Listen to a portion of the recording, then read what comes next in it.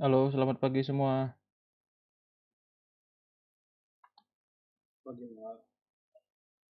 Pagi, Pak. Ya, oke.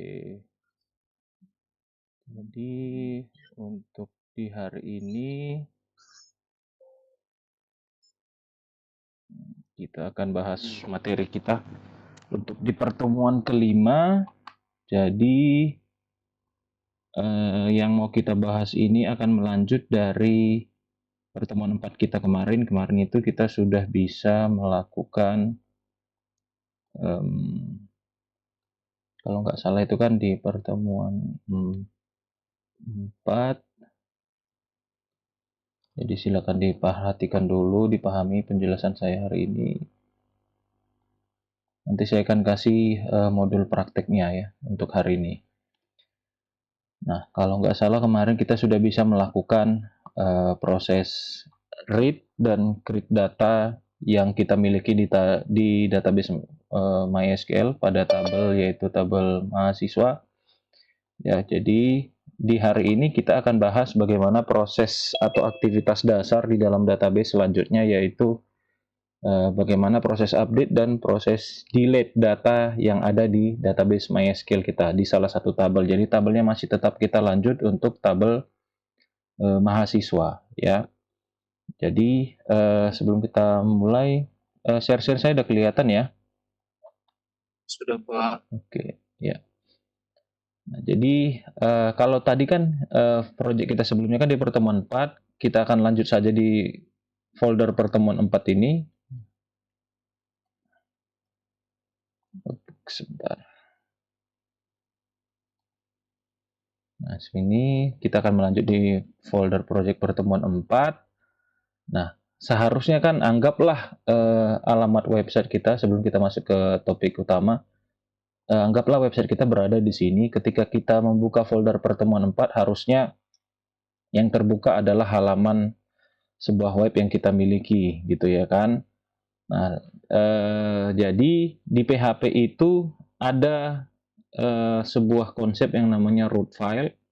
Nah, fungsi root file itu nanti untuk menentukan dalam satu folder project kita hari ini yang ada di pertemuan 4 ini misalnya, ya kan? Kita bisa menentukan root filenya siapa atau akar dasar filenya itu siapa di dalam satu file eh, PHP kita gitu kan. Sama seperti di HTML. Jadi root filenya itu kan index ya. Jadi semua file yang berawalan dengan kata kunci index maka itu adalah root file dari satu project websitenya. Begitu juga di PHP. Jadi nanti kita bisa membuat root filenya dengan memberi nama filenya adalah index.php, maka nanti server web akan mengetahui bahwa ketika nanti kita membuka folder project yang hari ini, ya kan, yaitu di pertemuan 4 ini, maka dia akan mencari dulu apakah ada ditemukan indeks di dalam folder ini. Jadi kalau kemarin nih saya buat kita pelajari itu kan di pertemuan 4 ini karena tidak ada file index.php ataupun yang termasuk root filenya, maka dia tampilkan semua file-file PHP yang ada di dalam project kita hari ini.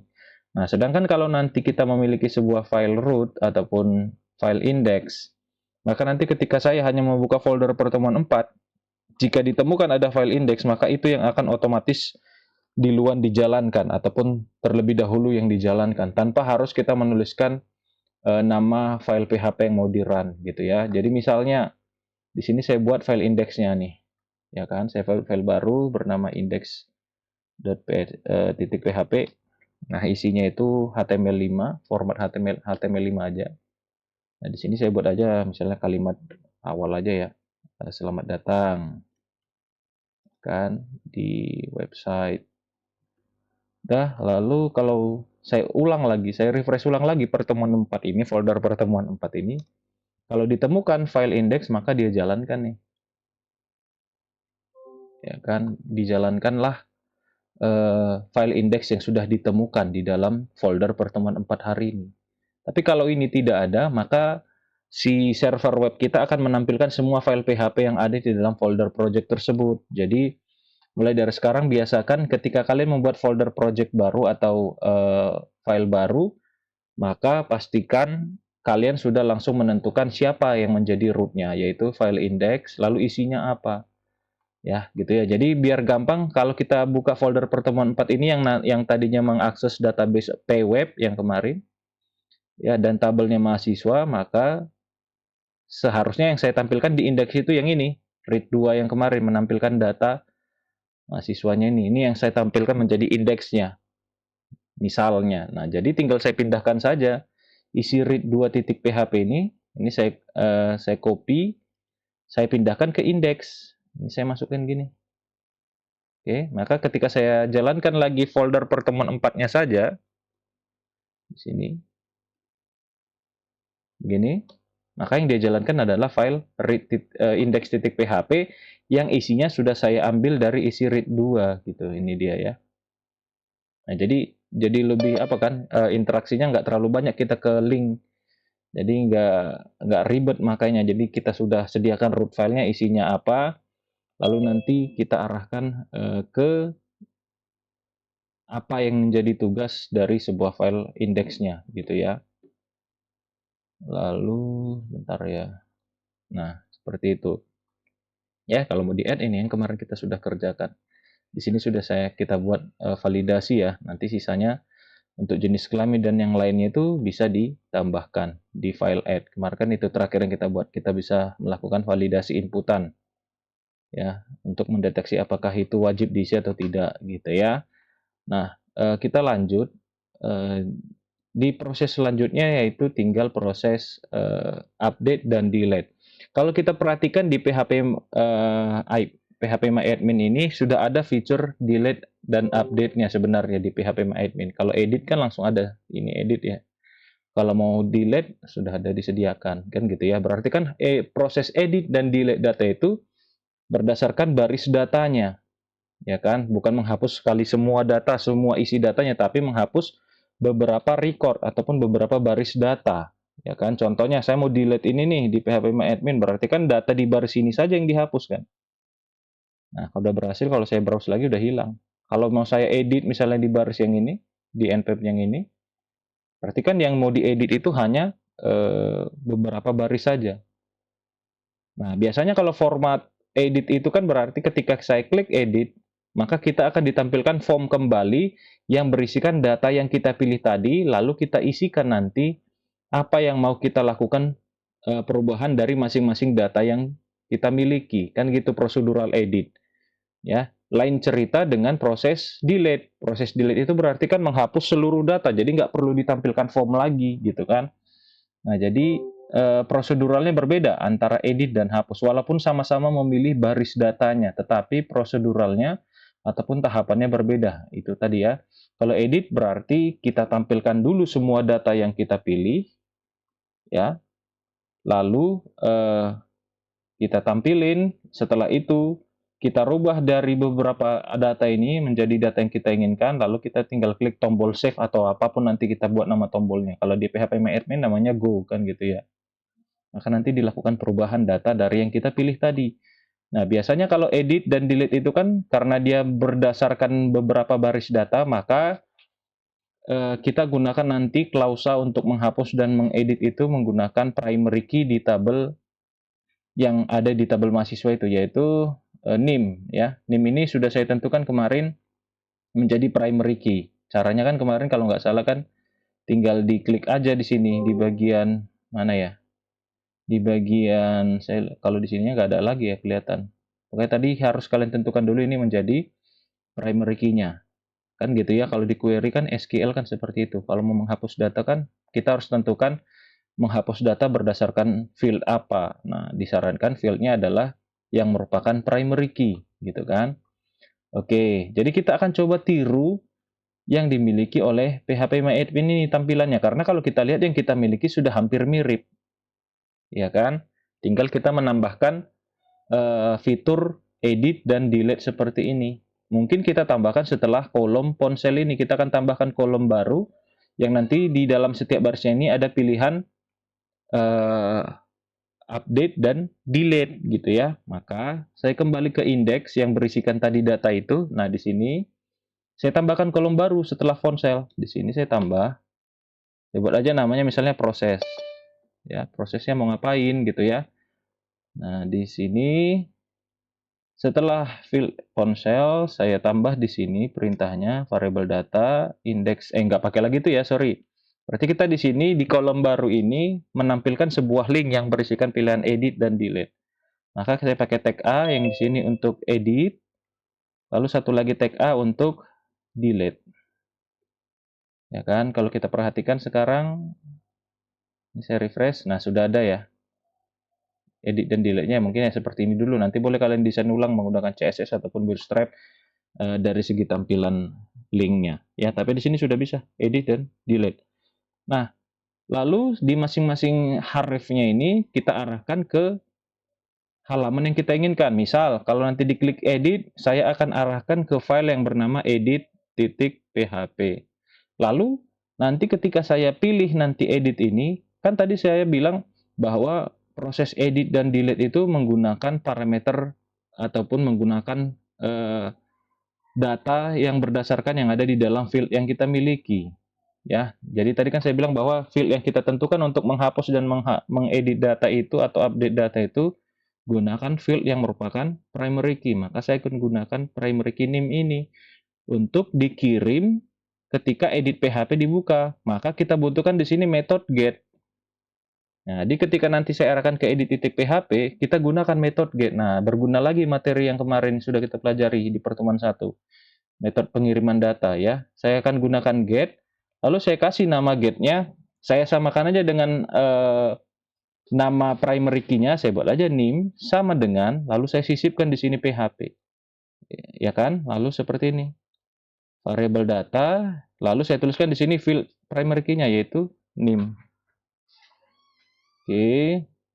Lalu begitu juga untuk delete. Maka di sini saya tulis juga delete.php. Saya arahkan ke file delete.php. Lalu saya kasih klausa lagi, saya kasih get lagi namanya name juga nggak apa-apa. Lalu berikan perintah variable data, itu kan mengambil data dari tabel mahasiswa ya. Lalu di sini juga name juga. Gitu ya. Jadi kalau coba kita refresh, maka setiap data ini sudah berisikan get. Nah, kalau kalian lihat di sebelah kiri bawah layar saya sudah berisikan data itu. Ketika saya arahkan ke edit ini kan dia ditulis tuh di kiri bawah localhost /4ec/4 edit.php, get-nya adalah name, isinya adalah primary key-nya 094594 sama dengan yang di sini. Nih, misalnya nih saya copy nih. Copy link, saya coba buka di Notepad nih. Ya kan? Nah. Nih. Nah, ini isinya tadi yang saya sorot. Yang di baris pertama ini. Isi datanya sesuai dengan NIM yang ada di sini. Gitu ya. Jadi kalau saya pilih data kedua ini, saya copy linknya, kita lihat aja isinya di sini, betul nggak? Sama kan? Nah, jadi begitu juga yang di delete. Ya, jadi ketika nanti saya klik link edit, saya akan diarahkan ke file edit.php, lalu ada get yang dikirimkan bernama nim, isinya adalah field name dari tabel mahasiswa. Begitu juga delete. Ketika saya klik nanti tombol delete, saya diarahkan ke delete ke file delete.php. Lalu ada get yang dikirimkan bernama name yang isinya adalah isian data dari field name yang ada di tabel mahasiswa yang ada di sini. Ini field name ini nanti sesuai yang saya pilih. Ya. Nah, jadi misal pertama kita mau lakukan edit dulu. Maka saya buat file baru di sini yaitu bernama edit.php. Enter. Nah, kita mau uji betul nggak yang dikirim ini ada dengan nama name, get name. Berarti kan harusnya di sini kan seperti ini ya. Langsung saya tampung, saya buat sebuah variabel namanya misalnya x yang akan menampung sebuah get dengan nama name. Ya kan? Kita uji aja dulu, betul nggak datanya terkirim ya, gitu ya. Lalu saya buat aja di sini isi get titik 2 variabel x. Oke, nah kita coba refresh, saya klik salah satu. Benar ya, 094594 sesuai. Kalau saya back lagi, saya pilih data yang ini nih. Nah, udah dapat kan? Oke, berarti sudah sesuai. Berarti data dari field name sudah bisa dikirimkan oleh get bernama name juga. Oke. Nah, sampai sini prosesnya masih gampang lah. Nah, seharusnya, ini saya hapus saja lagi, seharusnya kan kalau seperti di PHP My Admin, ketika saya klik link edit, dia tampilkan form ulang lagi yang berisikan data yang saya pilih, ya kan? Nah, berarti kalau kita mau samakan dengan program yang sudah kita buat, ketika nanti saya klik edit, maka harusnya nanti terbuka form seperti ini, form untuk add sama mirip seperti ini, tapi berisikan eh, data yang kita pilih tadi berdasarkan NIM yang kita pilih, gitu kan? Berarti logicalnya gimana? Berarti di edit.php kita ambil aja dulu form dari add.php. Nah, di sini kalau nggak biar gampang, kita buat dulu format HTML-nya, ya kan? Di sini saya buat title-nya edit data mahasiswa. Oke, lalu saya buat di sini body. Nah, biar nggak makan waktu, isi dari add.php formnya ini saya ambil. Ini dari sini sampai sini saya copy, saya masukkan ke sini. Begini. Ini jangan lagi add lagi kan, berarti di sini edit data mahasiswa. Oke. Nah, ini kan kemarin kita pakai server action-nya ke dalam file itu sendiri, ke dalam file edit.php sendiri, ya. Berarti kita nggak perlu action file tambahan baru. Nah, jadi nanti gampang lah bisa kita buat itu. Terlebih dahulu, saya handle dulu untuk server PHP self-nya ini. Maka di sini saya tuliskan, tadi metodenya apa? Post. Maka saya tulis di sini if, sama seperti yang di add kemarin. Ada itu kan? Nah, ini. Jika ada sebuah request method dengan metodenya adalah post, maka nanti di sini tugasnya ketika nanti tombol ditekan, maka saya tuliskan di sini if $_server apa tadi request method ya, kita lihat, kalau lupa boleh dilihat aja. Oke, server kurung siku request method sama dengan post. Nanti apa yang dilakukan? Jadi artinya ini blok yang if ini ketika nanti tombol save ini saya tekan gitu ya. Jadi ini dia mendeteksinya. Karena tadi kan actionnya saya buat ke server PHP self. Artinya actionnya ke diri sendiri oleh edit.php ke file ini sendiri gitu. Requestnya dikirim kemana? Ke edit.php juga. Maka di sini saya kasih pengenalnya. Oke. Nah, di sini mungkin validasinya nggak perlu, kita nggak usah pakai validasi lagi, sudah pasti berisi data kan. Ini saya hapus saja dulu yang span-span untuk pesan errornya. Lalu di sini kan kita punya name, nama, gender, email, dan ponsel. Maka di sini saya isi dulu, saya kosongkan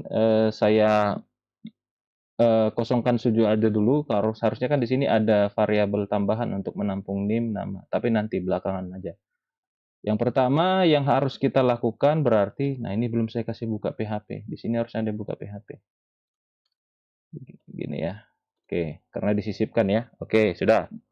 Lalu ingat tadi yang saya bilang bahwa yang if di bagian sini bertugas nanti ketika tombol ditekan, ya kan, dengan metode post. Nah, kalau kita coba sekarang editnya, sudah muncul formnya, tetapi belum memunculkan data yang kita pilih. Kalau tadi di sini muncul ya. Nah, jadi caranya gimana? Tadi kan sudah kita dapatkan nih, get-nya bernama nim, isi datanya ini. Maka saya tampung dulu get-nya di sini, ya kan? Saya buat variabel lagi kayak tadi. X sama dengan $_get dari get-nya tadi siapa? Nim.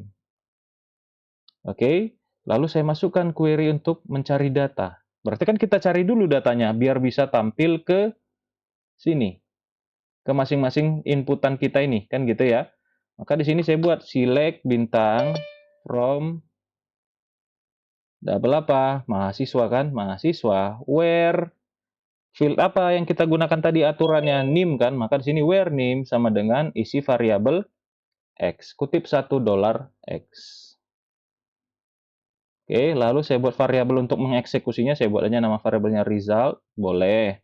Lalu saya tulis di sini apa kemarin? Oh iya, belum saya include ya. Include file koneksi titik PHP. Ini dapat dari mana? Ini tugasnya ngapain? Kan gitu ya. Tugasnya ini pasti untuk melakukan koneksi yang di sini kan.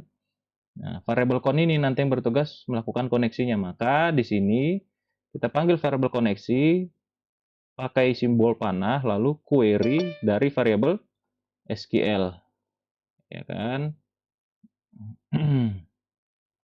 Nah, seperti ini. Lalu saya kasih titik koma. Oke. Nah, lalu setelah itu saya buat variabel data yang bertugas menampung hasil eksekusi pencarian tadi dengan perintah variabel result. Tadi mana nih result? Result.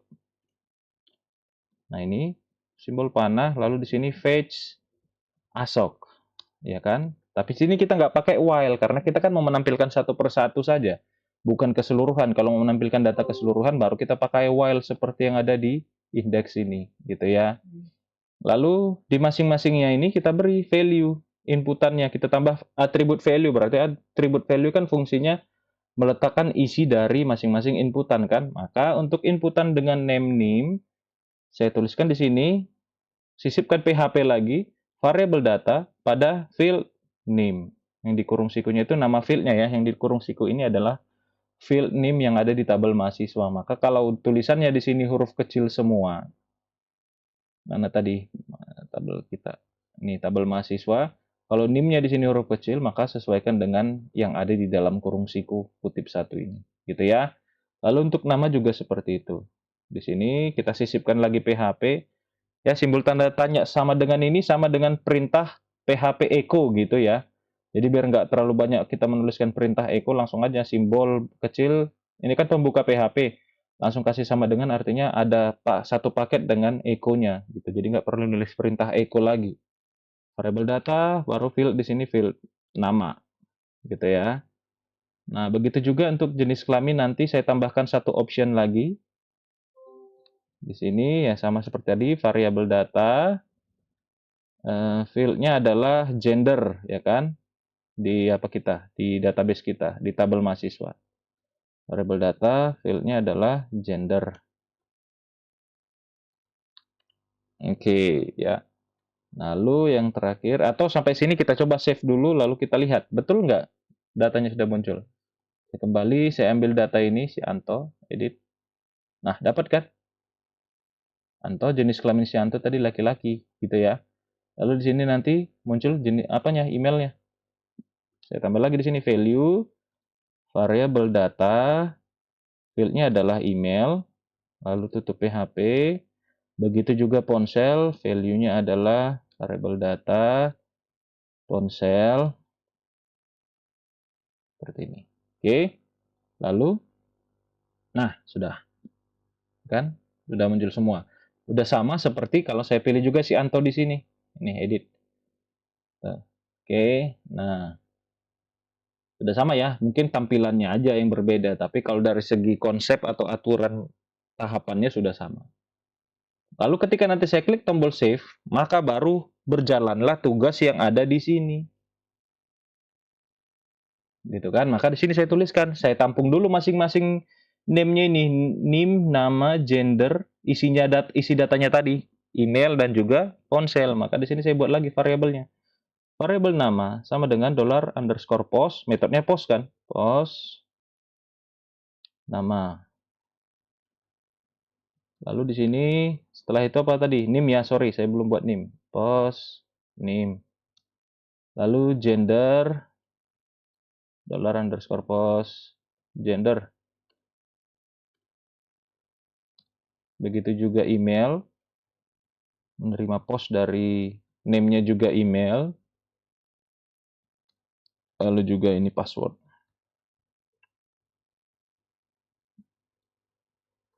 Oops. Oke, jadi masing-masing inputan sudah kita tampung ke dalam variabel PHP. Lalu kita jalankan query untuk update. Jadi harus ingat nih query update. Saya simpan ke dalam variabel SQL. Lalu saya tuliskan perintahnya query update. Maka di sini update, lalu tabel mahasiswa, lalu set.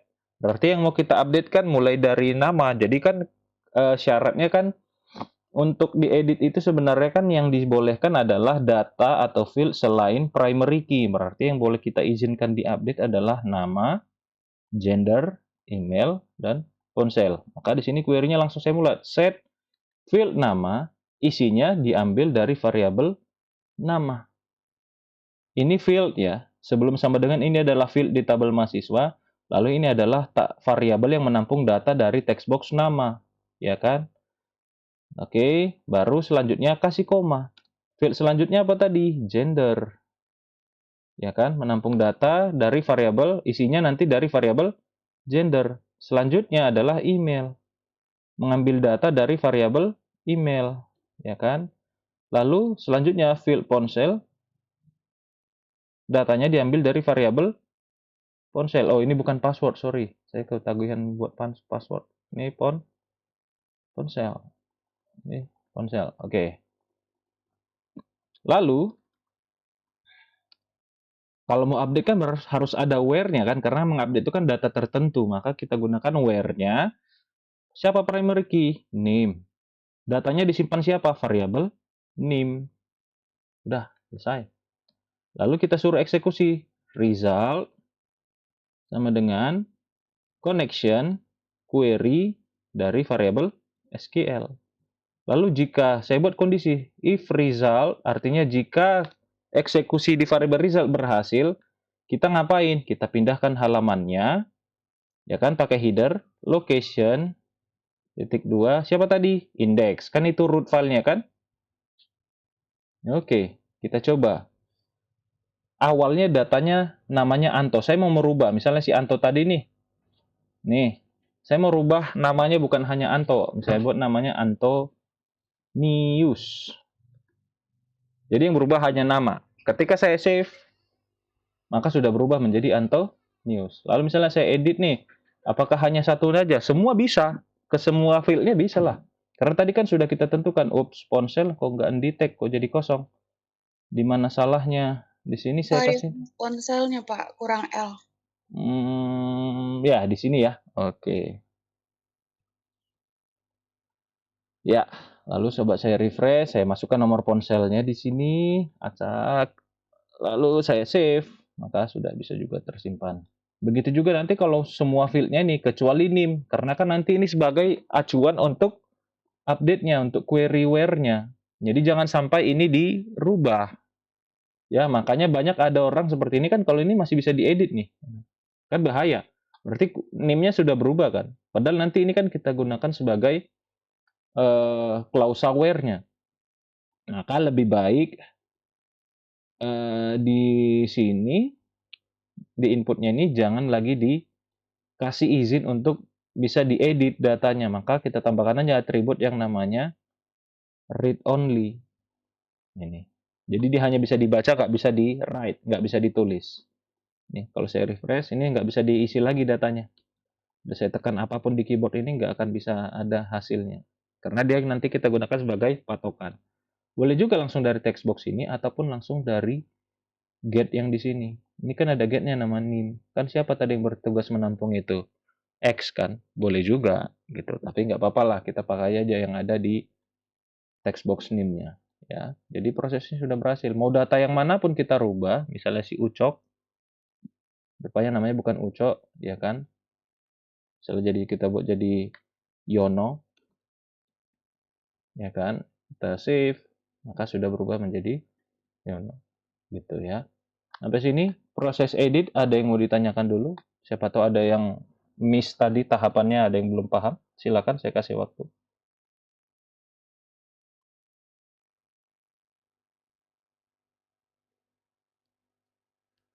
Ada kira-kira yang mau ditanyakan untuk proses edit ini?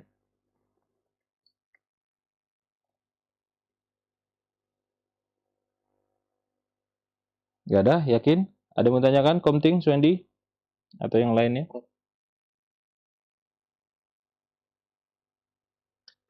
Oke, kalau memang nggak ada. Oke ya. Berarti itu edit ya caranya. Jadi kalau nanti misalnya field kalian ada banyak, ya sesuaikan lagi aja di bagian query editnya ini tadi. Query update-nya ini. Ya, kalau fieldnya ada 10 gimana Pak? Ya udah, berarti diupdate lah semua field yang ada di 10 itu yang bukan primary key gitu ya. Kenapa primary key-nya nggak boleh ya? Karena nanti kan kita pakai di clause aware-nya. Karena kan update itu kan data tertentu, bukan semua data. Boleh nggak pakai clause aware? Boleh aja. Tapi dampaknya apa? Semua data akan mengalami perubahan yang sama. Kan udah nggak benar, aturan mainnya sudah salah, kan gitu ya. Maka di sini harus kita sertakan clause aware untuk menentukan data yang mana yang mau kita hapus berdasarkan primary key dari tabel tersebut, gitu ya. Oke, itu untuk edit. Selanjutnya adalah proses delete. Nah, milik si phpMyAdmin tadi, kalau kita mau delete, ya kan, ya seperti ini. Kalau saya mau delete, berarti dia ada pertanyaan nih kan, yakin mau dihapus nih kan kata, do you really want to execute delete data ini, kan gitu maksudnya ya. Kalau di oke, maka datanya hilang. Kalau cancel, datanya nggak akan hilang. Oke, berarti kalau kita perhatikan di index, ketika nanti saya klik link delete ini, maka diarahkan kemana? Ke file delete.php. Nah, file delete.php kita sudah punya? Belum. Maka kita buat dulu. Delete.php. Nah, antara delete dan edit tadi sudah saya jelaskan bahwa berbeda tahapan kerjanya atau prosesnya. Kalau tadi edit, ketika kita pilih, muncul form, gitu kan, lalu form nanti diubah datanya lalu disimpan. Kalau delete nggak perlu tampilkan lagi ke dalam form, ya berarti langsung saja arahkan ke delete, ngapain? Berarti dia mau menghapus data. Kalau kita perhatikan tadi di index, ada yang dikirim nggak? Ada get, ada. Get-nya adalah name. Maka di sini pun kita terima dulu get-nya. Tadi sini saya buka PHP, saya buat variabel yang bertugas menampung get-nya, saya buat aja contohnya X, lalu $_get, namanya tadi apa? Name. Nah, jadi proses delete ini jauh lebih pendek dibanding edit tadi. Agak panjang kan, buat dulu form, lalu cari data, tampilkan ke dalam form, baru proses jalankan query update, baru selesai. Kalau di delete enggak. Buka file delete, terima get yang dikirimkan, lalu jalankan query untuk menghapus. Berarti kalau ada query di situ, jangan lupa di include. Jangan lupa di include file koneksi. Ingat ya, setiap aktivitas database itu yang berhubungan dengan database, jangan lupa dikoneksikan dulu. Jadi file yang bertugas melakukan koneksi siapa? File koneksi titik PHP, gitu ya. Lalu kita mulai SQL, apa query delete? Ya, delete lah, kan gitu ya. Delete from mahasiswa. Berarti kalau menghapus data kan data tertentu juga, maka kita gunakan where lagi. Siapa yang digunakan field sebagai where, clause aware-nya? Ya, primary key, yaitu name. Lalu, siapa yang menampung get tadi name itu? Variabel X. Oke, lalu kita buat aja variabel untuk mengeksekusinya, namanya result aja. Nanti bebas kalian mau kasih nama apa. Variabel SQL, variabel connection, lalu kasih fungsi panah seperti ini, lalu jalankan perintah query dari isi variabel SQL. Kalau berhasil dilakukan, maka if result artinya jika berhasil query-nya dieksekusi, apa yang kita lakukan? Pindah halaman. Kemana? Ke location, yaitu file PHP yang menampilkan data tabel mahasiswa siapa? Index. Oke, sudah. Nah, ini kita coba ya. Kita bedakan. Nah, saya mau hapus data yang si Utomo ini. Saya delete. Nggak hilang. Kenapa dia nggak mau? Apakah ada salah error? Query? Sebentar. Delete from mahasiswa. Coba saya jangan dulu pindahkan. Mana tahu ada pesan error ya kan. Jadi karena saya buat pindah halaman, errornya nggak bisa kita lihat. Nah, ini. Oh, kenapa ini? Sama dengannya nggak ada. Coba kita lihat di indeks. Oh, ini simbol sama dengannya belum saya buat. Oke, sudah. Pasti berhasil lah itu. Oke, kita coba. Ini saya aktifkan lagi. Mana delete tadi?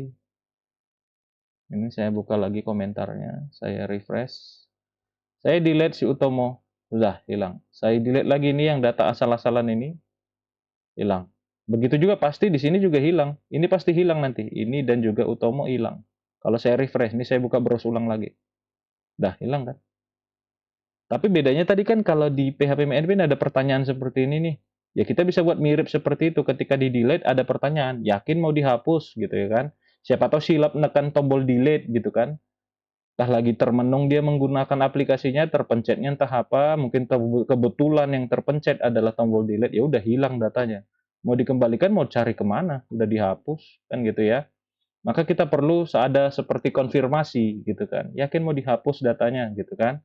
Maka kita tambahkan di sini di bagian index, kan tadi pada saat diklik ini kan, maka saya tambahkan atribut namanya onClick.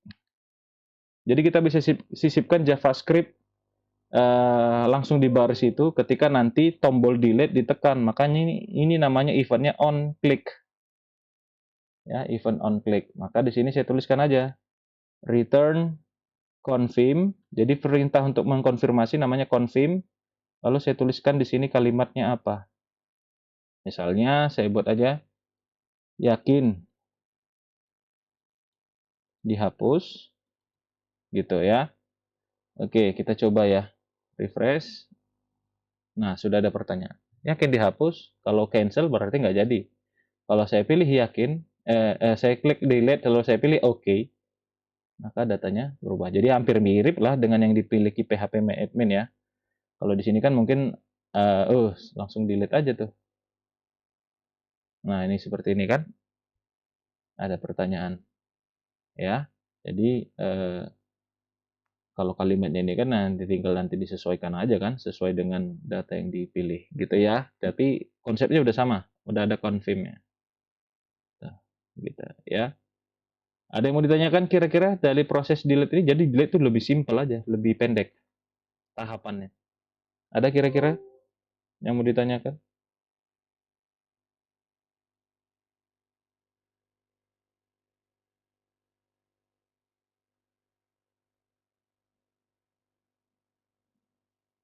Nggak ada? Nggak ada yang mau ditanya?